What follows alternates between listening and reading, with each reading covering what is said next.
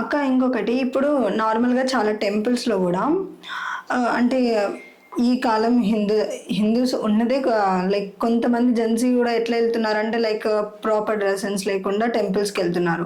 Temples వాళ్ళు కూడా దాన్ని అలో చేస్తున్నారు. ఈవెన్ వాళ్ళు వెళ్ళినా కూడా లైక్ దేవుడి దగ్గర ఉండడం, దండం పెట్టుకోవడం ఇవన్నీ తక్కువ, ఫొటోస్ తీసుకోవడం ఇవే ఎక్కువ అయిపోతున్నాయి. ఆ టెంపుల్స్లో రీల్స్ చేయడం ఇలాంటివి. ఎవరు ఆలయాలకు అలాంటి బట్టలతో వెళ్ళమని చెప్పారు. కాకపోతే పూజారులు ఎందుకు మాట్లాడరు అని అంటే, పూజారులు ఏమైనా మాట్లాడారనుకో అక్కడ వెంటనే రివర్స్ అయిపోతారు. ఇలాంటి బట్టలతో వచ్చారని పూజారి అన్నాడు అంటే, పూజారి భక్తితో ఉన్నాడా, అమ్మాయిలు వేసుకొచ్చిన బట్టలు చూశాడా అని విమర్శించడం మొదలు పెడతారు. దానివల్ల మాట్లాడట్లే. అయినా చాలా చేంజ్ అయిపోయింది. చాలా టెంపుల్స్ లో డ్రెస్ కోడ్ పెట్టారు, ఇలాంటి బట్టలు వేసుకొని గుడికి రావాలని. ఒక విషయం చెప్తాను, మన ఫ్రెండ్ పెళ్లి జరిగింది అనుకో, ఎలా వెళ్తాం? చాలా ట్రెడిషనల్ గా రెడీ అయ్యి అక్కడ ఉన్న వాళ్ళంతా మనల్నే చూడాలన్నట్టు. ఎవరో ఎక్కడో దూరపు వాళ్ళ పెళ్లి జరిగితేనే మనం అంత బాగా రెడీ అయినప్పుడు, మనం కోరిన కోరికలు తీరుస్తూ, మనల్ని కాపాడుతూ, మనకి ఇష్టదైవంగా ఉంటూ, మనం వెళ్ళినా వెళ్ళకపోయినా మనం ఒక వీధిలో ఒక దేవుడిని పెట్టామంటే ఆ వీధిని మొత్తం ఆ దేవుడు కాపాడుతూ ఉంటాడనే నమ్మకం. అలా మన వీధిని కాపాడే దేవుడి దగ్గరికి ఇంకెంత పద్ధతిగా వెళ్ళాలి?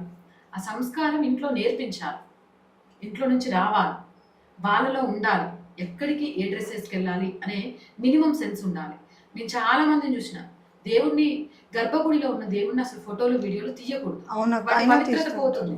అయినా కూడా అక్కడ నుంచి ఫొటోస్ అక్కడ మొత్తుకుంటూనే ఉంటారు. సెక్యూరిటీ వాళ్ళు చెప్తుంటారు, అర్చకులు చెప్తూ ఉంటారు, బోర్డ్స్ పెడుతూ ఉంటారు, అయినా ఫోటోలు వీడియోలు తీస్తారు. ప్రసాదం దగ్గర నుంచి మొదలు పెడితే అక్కడ ఉన్న ప్రతిదీ సెల్ఫీలు తీసుకోవడానికి. నాకు అది ఒక పర్యాటక కేంద్రం అనుకొని వస్తారా, లేకపోతే అదొక ఆలయం అనుకొని వస్తారో తెలియని వాళ్ళు చాలా మంది ఉన్నారు. కానీ వాళ్ళకి ఒకటే చెప్తాను, మీరు ఎంజాయ్ చేయడానికి వేరే ప్లేసెస్ ఉన్నాయి. ఎంజాయ్ చేయడం కోసం గుడికి రాకండి. మీలో ఉన్న ఆధ్యాత్మిక భావనను అర్థం చేసుకోవడానికి గుడికి రండి.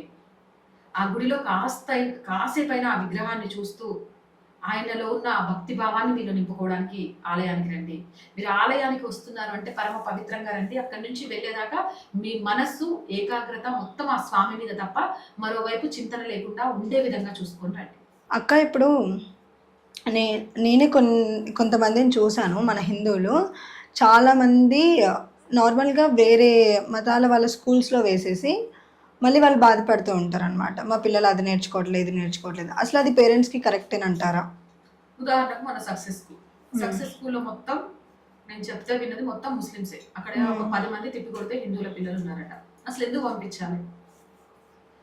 నీకు ఏం అవసరం ఉంది? నీకు ఇంకా స్కూల్సే లేవా? అంటే మన హిందువులకు సంబంధించి కోపం వచ్చినా పర్లేదు, మనకు మన పిల్లలు ఇంగ్లీష్లో మాట్లాడితే చాలు. అవునక్క. ఫస్ట్ క్లాస్ పిల్లడైనా, ఎల్కేజీ పిల్లడైనా, యూకేజీ పిల్లడైనా మామ్ డాడ్ అని పిలిస్తే చాలు. మళ్ళీ ఆ స్కూల్లో ఏం నేర్చుకుంటున్నారు, ఏం నేర్పిస్తున్నారు, అసలు అక్కడికి పంపించడం కరెక్టా కాదా అనేది చూడం. ఒకటి రెండు ర్యాంకులు వినబడ్డాయి అంటే చాలు. ఆ స్కూల్లో ఎన్ని లక్షల డొనేషన్స్ అయినా కట్టి స్కూల్కి పంపిస్తాం. వాడు గాజులు తీయమంటే గాజులు తీస్తాం, బొట్టు తీయమంటే బొట్టు తీస్తాం, చోలే తీయమంటే చోలే తీస్తాం. అక్కడికి స్కర్ట్లు వేసుకొని రావాలంటే స్కర్ట్లు వేసి పంపిస్తాం. మనకు కావాల్సింది ఇంగ్లీష్, మనకు కావాల్సింది పాష్, మనకు కావాల్సింది జనాలు చూసి అబ్బా మీ పిల్లగాడు అరే ఎల్కేజీలోనే భలే ఫోన్ ఆపరేట్ చేస్తాండి అని జనాలు అనుకోవడం. దాంతో ఈరోజు ఈ ప్రాబ్లమ్స్ అన్నిటికీ కారణం. కానీ రేపు వాడు అవన్నీ నేర్చుకొని నీకెందుకు విలువిస్తాడు? మమ్మీ అంటే శవపేటిక అని నీకు తెలుసు, నువ్వు చదువుకున్నావు. అయినా కూడా నీకు అమ్మ అని పిలిపించుకోవడం ఇష్టం లేనప్పుడు నీకు అమ్మ మీద ప్రేమ ఎందుకు వస్తుంది? మమ్మీ మీద ఎప్పుడు ప్రేమ ఉండదు, భయం ఉంటది. అమ్మ మీద మాత్రమే ప్రేమ ఉంటది, ఆప్యాయత ఉంటది. నువ్వు మమ్మీ అని భయపెట్టించే పిలిపించుకుంటూ ఆ భయపెట్టే చదువులు చెప్పుకుంటూ అమ్మ అనే సంస్కారం రమ్మంటే వాడికి ఎలా వస్తుంది? మన పాఠశాలలు చాలా ఉన్నాయి. విద్యతో పాటు సంస్కారాన్ని, దేశం మీద ప్రేమను నేర్పించే అనేక విద్యాలయాలు ఉన్నాయి. అలాంటి స్కూల్కి మనం పంపించాం. సంస్కృతాన్ని నేర్పిస్తారు అంటే మనం పంపించాం. చాలా మంది మధ్యకాలంలో నేను ఒక అమ్మాయి గురించి విన్నా, ఆశ్చర్యం అనిపించింది. అమ్మాయి హిందూ అమ్మాయి ఉర్దూ నేర్చుకుంది. ఎందుకు నేర్చుకున్నావమ్మా ఉర్దూ అని అడిగితే, ఉర్దూలో తొందరగా జాబ్ కొట్టవచ్చు, వాళ్ళ కాంపిటీషన్ తక్కువ ఉంటుంది, అక్కడ ఉద్యోగం కొట్టడానికి ఈజీగా ఉంటుంది.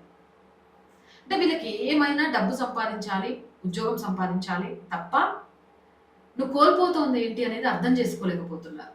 నువ్వు కోల్పోతున్నది రేపు నిన్ను ఎంత ప్రమాదంలోకి నెట్టేస్తుంది అనేది తెలుసుకోలేకపోతున్నారు. నువ్వు కూడబెట్టింది రేపు నీ కొడుకో నీ కూతురో పరాయి మతాన్ని వాడిని చేసుకొని వెళ్ళిపోయిన తర్వాత అది ఎవరికి వెళ్తుందో అర్థం కాక, చివరికి నీకు పిండం పెట్టేటోళ్ళు లేక నీ ఆత్మ ఘోషిస్తుంది చూడు, అప్పుడు నువ్వు చేసిన తప్పు నీకు గుర్తొస్తుంది. ఒకటి చెప్తున్నాను పేరెంట్స్కి, సంస్కారం లేని పాఠశాలల్లో ఎంత గొప్ప చదువులు నేర్పించినా వృధా.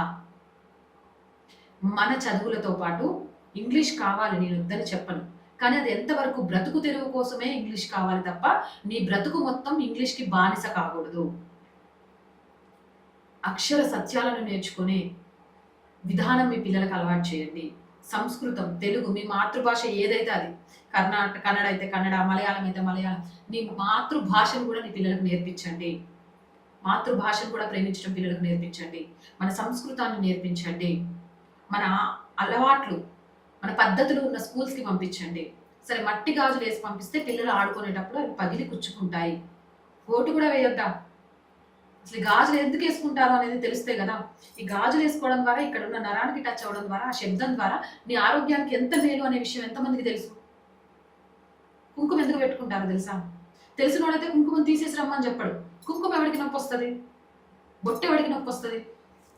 చౌకమ్మలు ఎవరికి నొప్పి వస్తాయి? ఎందుకు చెవులు ముక్కులు కుట్టించుకోవాలనుకుంటారు? ఫస్ట్ అవి తెలుసుకోండి.